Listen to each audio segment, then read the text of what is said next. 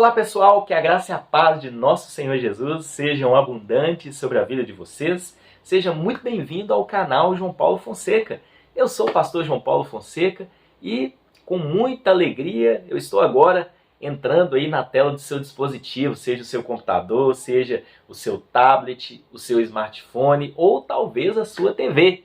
Estamos juntos para mais um vídeo e hoje eu quero fazer a comparação de dois comentários bíblicos bem populares, bem conhecidos aí por todos vocês que acompanham o nosso canal.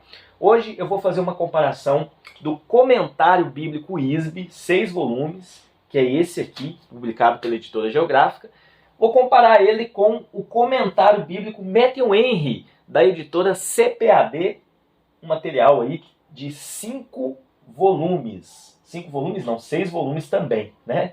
São 4 volumes para o Antigo Testamento e 2 volumes para o Novo Testamento. Bom, gente, são dois comentários riquíssimos. Eles têm algumas semelhanças, têm muitas diferenças e cada um trabalha dentro de um método que a gente vai mostrar nesse vídeo para vocês. Vou deixar na descrição do vídeo o link, caso vocês queiram adquirir um deles. Comprando pelos nossos links, vocês ajudam também aqui o nosso trabalho. Antes da gente ir para o vídeo, se você não é inscrito, se inscreva aqui no nosso canal, é de graça, é muito importante para você ficar por dentro de todas as novidades. Ativa o sininho das notificações, dê o seu like no vídeo, deixe também o seu comentário. O que você achou desse vídeo, o que você acha do nosso canal, deixa aí no comentário que eu estarei lendo todos os comentários. E na descrição do vídeo também tem os nossos canais parceiros. Vamos lá, vamos para a mesa fazer a comparação desses dois excelentes comentários bíblicos.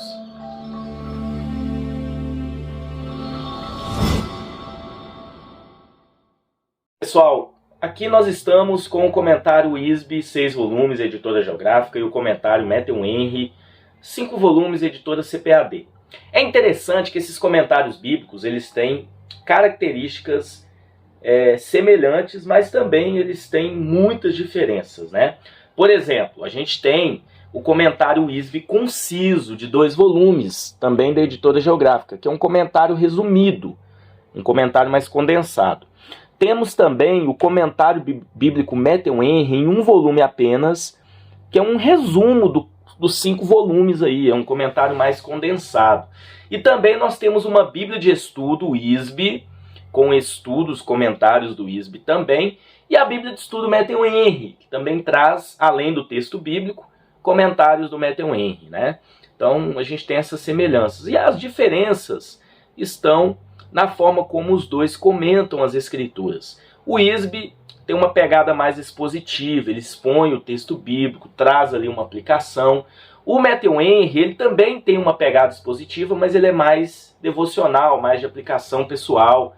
É um comentário que visa aplicar a mensagem do texto bíblico no leitor, né? Então a gente vai estar comparando os dois. Eu não vou comparar todos os volumes, né? Porque, por exemplo, o comentário ISB a gente tem volume 1 Pentateuco, volume 2 livros históricos, volume 3 livros poéticos, volume 4 livros proféticos, volume 5 a gente tem Novo Testamento, metade do Novo Testamento, e o volume 2 a gente tem o restante, né? O volume 6, perdão. São 2 volumes para o Novo Testamento. O Matthew Henry comenta de Gênesis a Deuteronômio no volume 1, Josué a Esté no volume 2, Jó a Cantares de Salomão no volume 3, Isaías a Malaquias no volume 4, Mateus a João no volume 5, Atos a Apocalipse no volume 6. Todos eles vêm nesse box muito bonito, né? Bem organizado, capa dura. Eu vou pegar aqui 2 exemplares do Novo Testamento, vou pegar aqui de Mateus a João no Matthew Henry e o volume 1 do Novo Testamento, seria o volume 5, né, no total, do ISB, para a gente estar fazendo a comparação dos comentários. Aqui nós estamos com os dois, comentário bíblico ISB e o comentário bíblico Matthew Henry. Vocês percebem que os livros do comentário Matthew Henry são maiores, mas na questão da grossura eles são muito parecidos. Mas a diagramação deles é bem diferente, né? Então a gente vai estar mostrando aqui para vocês. Começando pelo ISB, uma capa dura, tem aqui uma ilustração bem bonita. Ele tem um fitilho de marcação de página, isso é muito legal. O Matthew Henry, ele tem mais informações na capa, né? Então aqui tem uma informação, por exemplo, que ele está comentando o Novo Testamento, mas ele coloca aqui os livros que ele comenta. Tem informação que é a edição completa, porque, como eu disse para vocês, tem um comentário Matthew Henry conciso de 1 volume e tem um comentário bíblico ISB conciso de 2 volumes, né? Então ambos trazem a edição completa do comentário aí, tanto do ISB como do Matthew Henry. Aqui na contracapa também a gente tem informações, inclusive do autor, um grande homem de Deus, Matthew Henry, o ano que ele viveu, os anos que ele viveu, na verdade, né? É que foi aqui o seu ministério. E já no ISB não tem tantas informações. Ambos são capa dura, Matthew Henry não tem fitilho de marcação de página. Bom, começando aqui pelo conteúdo, a gente tem em todos os volumes, nos 6 volumes, né? A gente tem 2 folhas de rosto, a gente tem aqui uma ficha catalográfica e um sumário. Ele sempre inicia dessa forma. E aí ele começa a comentar os livros. Ele sempre traz um esboço de cada livro, no caso aqui o Evangelho de Mateus. Tem uma informação aqui na contracapa, aliás, no sumário, né, os livros que ele vai comentar. Nesse volume do Novo Testamento, é o Novo Testamento 1, ele vai comentar de Mateus a Gálatas. E aí a gente tem primeiro aqui um esboço, e aí ele já entra no conteúdo do livro. É interessante, e eu quero chamar a atenção, que ele traz aqui uma introdução a cada livro, mas até a introdução que ele traz é expositiva. Então, olha só como ele começa a introdução. Cerca de 20 a 30 anos depois de Jesus ter voltado para o céu, um discípulo judeu chamado Mateus foi inspirado pelo Espírito Santo a escrever um livro. Disso resultou o que conhecemos hoje como o Evangelho segundo Mateus. Nenhum dos 4 evangelhos registra qualquer palavra proferida por Mateus. Ainda assim, em seu evangelho, ele nos apresenta as palavras e os atos de Jesus, o filho de Davi, filho de Abraão. Apesar de Mateus não ter escrito para falar de si mesmo, convém nos familiarizarmos com o apóstolo e com o livro que ele escreveu. Assim podemos descobrir tudo o que ele desejava que soubéssemos sobre Jesus Cristo. O Espírito Santo usou Mateus para realizar 3 tarefas importantes ao escrever esse evangelho. E aí ele começa trazendo exposições introdutórias. Primeiro, um construtor de pontes apresentou um novo livro. E aí ele traz aqui a primeira tarefa. 2, o biógrafo apresentou um novo rei. Ele traz a exposição. 3, um homem de fé apresentou um novo povo. E aí ele traz a exposição disso. Gente, é muito interessante. Ele faz isso nesse comentário. Até as introduções dos livros são expositivas. E aí ele entra no conteúdo do comentário propriamente dito. A gente tem comentários em 2 colunas. A letra é um tamanho confortável. A organização também é uma organização muito bem feita. Começa aqui colocando um título dessa parte do comentário. Os comentários expositivos fazem isso, né? O nascimento do rei, Mateus 1 e 2. Ele traz uma pequena introdução a essa parte que ele vai estar comentando. E aí ele vai colocando por pontos. A linhagem do rei, Mateus 1, 1 ao 25. Uma vez que a realeza depende da linhagem, era importante determinar o direito de Jesus ao trono de Davi. Mateus apresenta a linhagem humana de Jesus, bem como a linhagem divina. Aí ele começa a linhagem humana, traz uma exposição, a linhagem divina. E os versículos bíblicos aqui e esse subtópico desse tópico em negrito. Isso é muito interessante, né? E aí depois ele traz o ponto 2, reverência ao rei, já no capítulo 2, né? Devemos reconhecer que sabemos muito pouco sobre esses homens. E aí ele vai trazendo aqui a palavra traduzida por magos, refere-se a eruditos que estudavam as estrelas. E ele vai explicando, trazendo sempre uma exposição. O tópico 3 aqui é a hostilidade contra o rei, ainda no capítulo 2. E aí o 4, a humildade do rei, ele também traz aqui a exposição, né? E aí, gente, o final do comentário é sempre interessante a gente ressaltar que ele visa aplicar isso em nossas vidas. Jesus cresceu em Nazaré e foi associado a essa cidade. De fato, seus inimigos pensavam que ele havia nascido lá, pois diziam que ele era da Galileia. A pesquisa dos registros do templo teria lhes revelado que ele haveria que ele havia nascido em Belém. Onde já se viu um rei nascer num vilarejo e crescer numa cidade desprezada? A humildade do rei é sem dúvida alguma digna de nossa admiração e um exemplo a ser seguido. Tá vendo aqui a aplicação muito interessante. Entra nas credenciais do rei, capítulo 3 e 4, e ele faz da mesma forma. Ó. Entre os capítulos 2 e 3 de Mateus, passaram-se cerca de 30 anos, durante os quais Jesus viveu em Nazaré e trabalhou como carpinteiro. Chegamos, enfim, o dia de começar o ministério público que culminaria na cruz. Suas qualificações para ser rei ainda eram válidas? É uma pergunta. Havia ocorrido algo nesse tempo que pudesse desqualificá-lo? Nos capítulos 2 e 3, Mateus reúne os depoimentos de 5 testemunhas quanto à pessoa de Jesus, afirmando que ele é o Filho de Deus. E aí ele coloca quais são as testemunhas.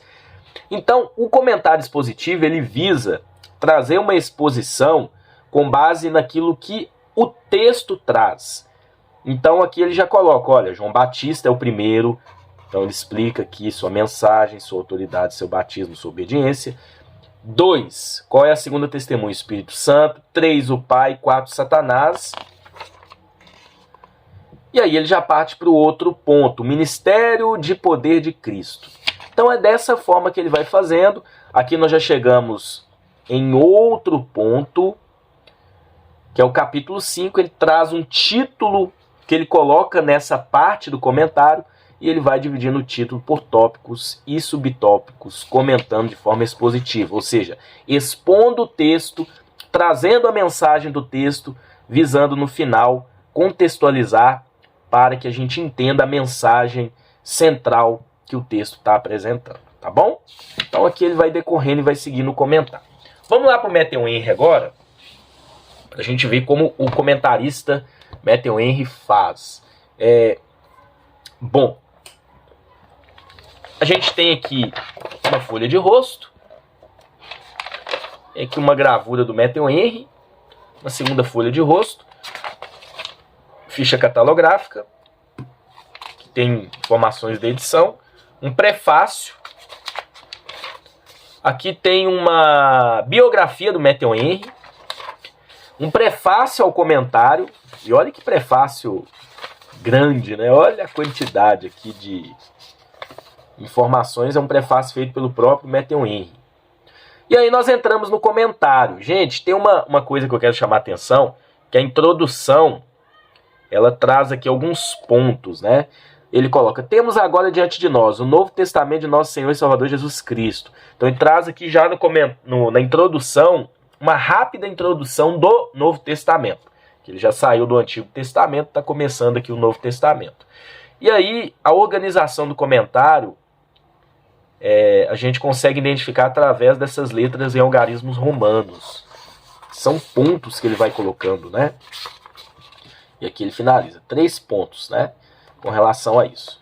Bom, o comentário propriamente dito, ele também em 2 colunas, mas eu quero chamar a atenção para o tamanho da letra, comparando com o Matthew Henry, com o ISB, perdão.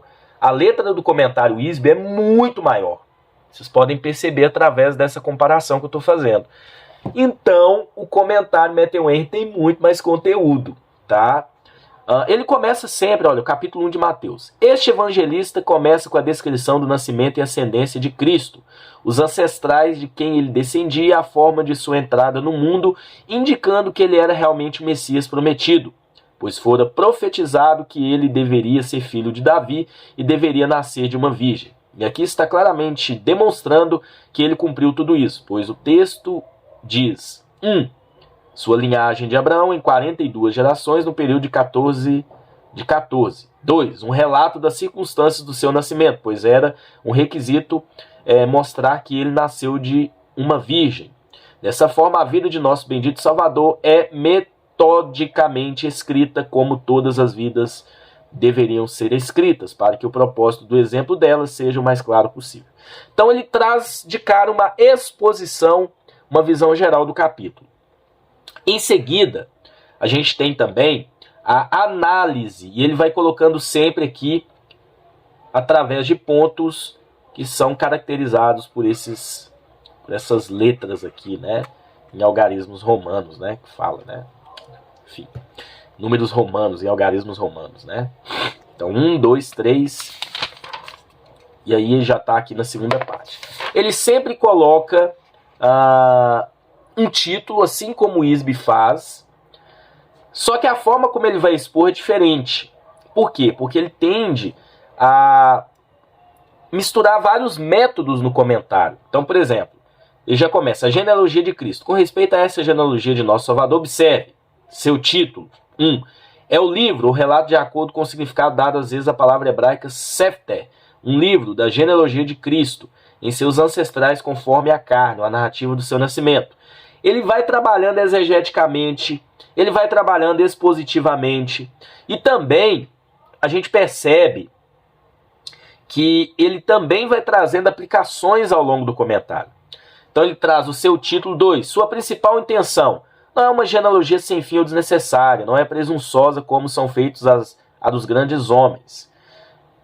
Aí ele coloca, deviam ser usados como evidência e tal. Jesus Cristo é o filho de Davi, o filho de Abraão, e portanto daquela nação e daquela família através da qual o Messias estava para surgir. Então ele é muito mais completo que o ISB realmente. A diferença é que o ISB ele vai trabalhando como se fossem mensagens bíblicas expositivas de acordo com a percepção dele, trazendo informações e sendo bem completo. O Matthew Henry, ele é detalhista, tá?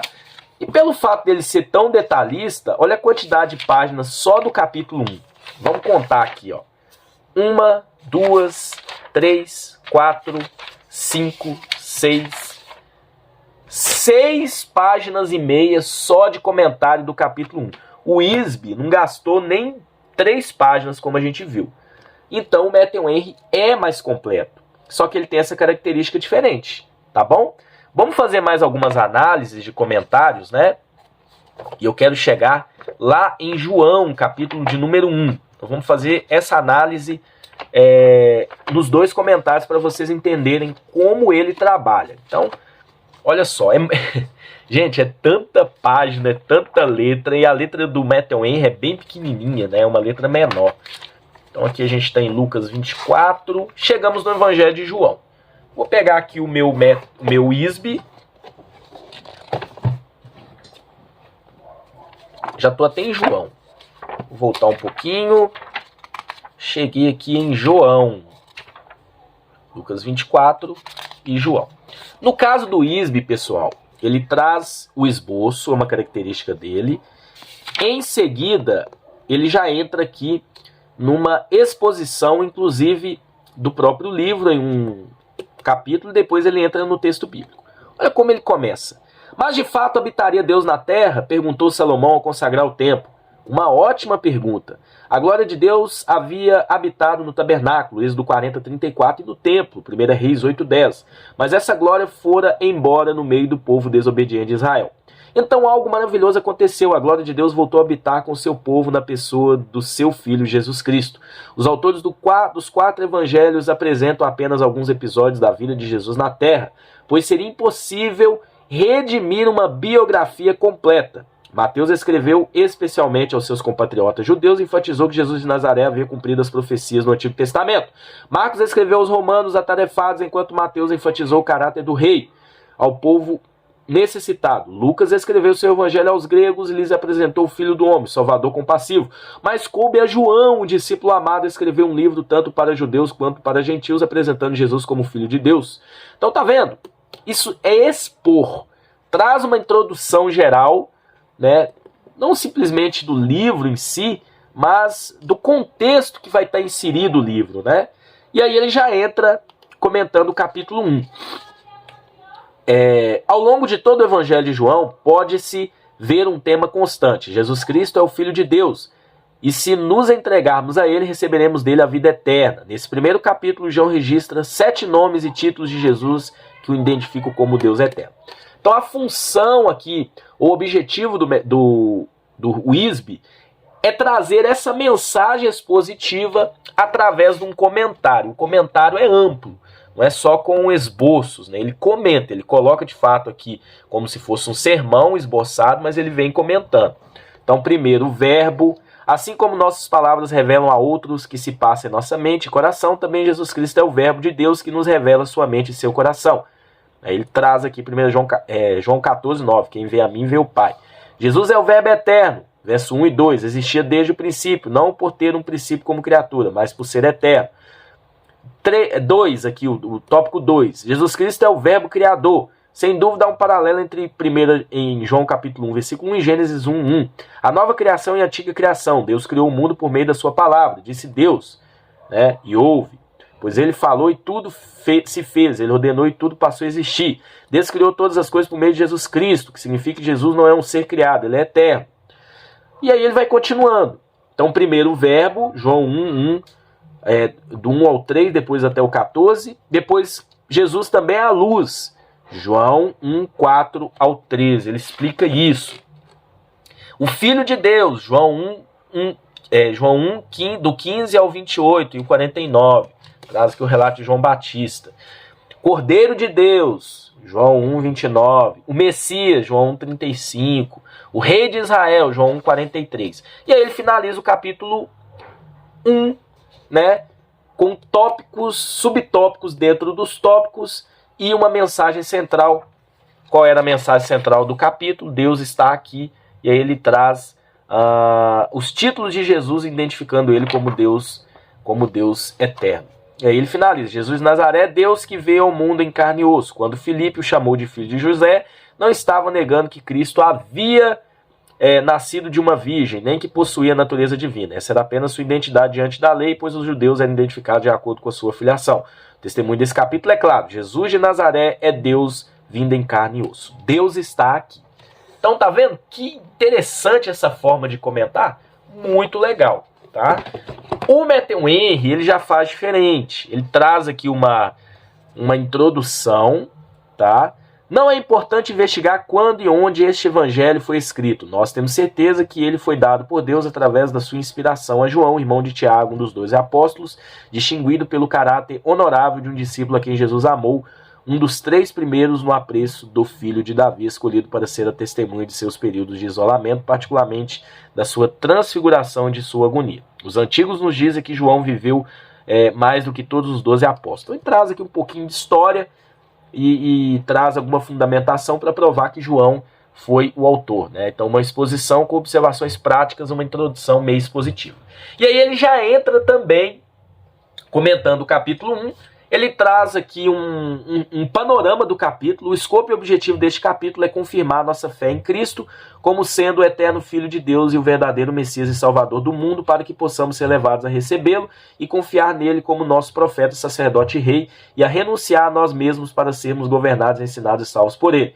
Para conseguir isto, temos aqui um relato a respeito de Jesus apresentado pelo próprio escritor, inspirado, estabelecendo no início que ele desejava que todo o seu livro fosse uma prova. Isso aconteceu outra vez, e ainda outra vez. O testemunho de João Batista a respeito dele, e outra vez ele cita aqui as referências. 2. O testemunho de João Batista a respeito dele. 3. Sua própria apresentação a André e a Pedro. Beleza, aí ele já parte para estar analisando cada versículo, do capítulo 1. A divindade de Cristo é o primeiro tópico. E aí ele vai desenvolvendo. Só que a forma como esse comentário é organizado é diferente. Eu acho que essa forma às vezes fica um pouco confusa, porque a gente tem aqui só essa descrição dos algarismos romanos, tá? E aí aqui dentro a gente tem subtópicos. E às vezes eles estão organizados aqui numa palavra em itálico, talvez aqui numa sequência de números, né? Número 1, número 2, número 3... Então começa aqui, de quem ele fala, o verbo ou palavra, logos. Esta é uma expressão peculiar aos textos de João, né? Ele cita aqui 1 João, Apocalipse. Alguns pensam que em Atos, Hebreus e Lucas a palavra se refere a Cristo. A paráfrase em aí ele traz uma exegese aqui primeiro, e aí depois ele vem. Existe a palavra concebida, isto é, pensada, que é o primeiro de todas as operações realizadas nesse pensamento. E aí ele vai trabalhando. 2, existe a palavra proferida, que esta é a fala, a profundeza, né? E aí ele explica. Aí vem o segundo. O que João fala a respeito de Jesus é suficiente para provar sem sombra de dúvidas que ele é Deus. Ele declara, sua existência no período, no princípio. 2, sua coexistência com o Pai. Ele vai trazendo. Então ele também é expositivo. Ele também expõe. mas não da forma como o ISB, né, com uma mensagem central e trabalhando dentro dessa mensagem. Ele traz o aspecto do texto, expondo e sempre visando aplicar isso em nossas vidas. Por exemplo, ele diz aqui a respeito da coexistência com o Pai. Assim, essa grande questão da reconciliação do Filho do Homem com Deus foi decidida entre o Pai e o Filho desde a eternidade, e eles estão em pleno acordo quanto a isso. O Senhor Jesus Cristo estava ao lado de Deus o Pai como alguém que vive constantemente com Ele, tanto esse serviço como seu objetivo maior. Ele estava com Deus e por isto se diz que ele saiu do Pai. Então ele traz assim a profundidade do tema para que a gente possa colocar isso no coração. Sua inferência na criação do mundo. Gente, aqui ele está ainda nos primeiros versículos, tá? Está primeiro aqui nos 5 primeiros versículos. E aí depois ele parte para o versículo 6, que é o testemunho de João Batista a respeito da encarnação. Tanto que ele traz aqui a inferência na criação, que é o 3, tá vendo? Ó, ele coloca subtópicos, mas não está tão destacado. Por isso que às vezes é meio confuso esse comentário. 4. A vida e a luz estavam originalmente nele. 5. Sua manifestação aos filhos dos homens. E aí tem algumas partes aqui dentro desse tópico 5. 1. A revelação da palavra eterna no mundo caído antes que ele mesmo se manifestasse na carne. Então a luz evidencia a si mesma e se faz conhecida. Essa luz, de onde vem a luz dos homens, resplandeceu e resplandece. Tá vendo? Sempre com aquela perspectiva devocional. E aí ele finaliza... ainda tem o 2, a incapacidade deste mundo degenerado para receber essa revelação. Ele coloca as trevas não a compreender. Ele vai citando as passagens bíblicas. E aí ele já entra no versículo 6. Só de João 1, nós temos 1, 2, 3, 4, 5, 6, 7, 8, 9, 10, 11, 12, 13, 14, 15, 16, 17, 18, 19... 20 páginas e ele entra no capítulo 2. Então tem muito mais conteúdo de fato, né? E ele finaliza, olha só a finalização de tudo. O céu está aberto para que pela fé possamos olhar para o seu interior e por fim possamos entrar, para que possamos agora contemplar a glória do Senhor. Daqui por diante possamos entrar no gozo do nosso Senhor. E em segundo lugar, eles verão os anjos subindo e descendo sobre o Filho do Homem. Por intermédio de Cristo, nós temos comunhão com os santos anjos e nos beneficiamos desse fato. E assim as coisas no céu e na terra são reconciliadas e reunidas em Cristo. E é para nós como a escada de Jacó, pois é por ele que os anjos continuamente sobem e descem para o bem dos santos. Então, aqui a gente tem um pouco de exegese, a gente tem um pouco de exposição, de apresentação, de contextualização. Ele se aprofunda bem, mas sempre visando aplicar o texto em nossas vidas, através do tema central da mensagem, tá bom? Então, é desta forma que ele trabalha, e aí ele vai seguindo, né, da mesma forma em todos os capítulos.